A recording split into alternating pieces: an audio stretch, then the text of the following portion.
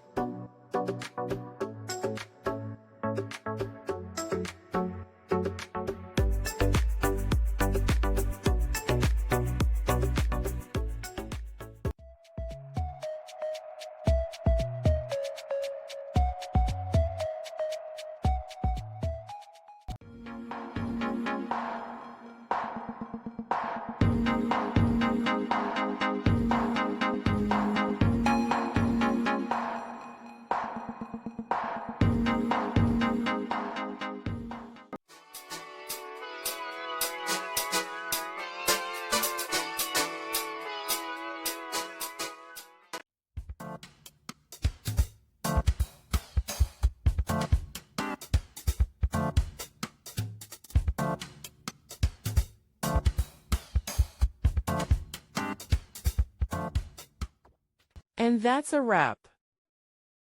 I hope you found the answer you were looking for. If you did, take a second to hit that subscribe button. It really helps out. And let me know in the comments which solution worked best for you. See you next time in the debug zone.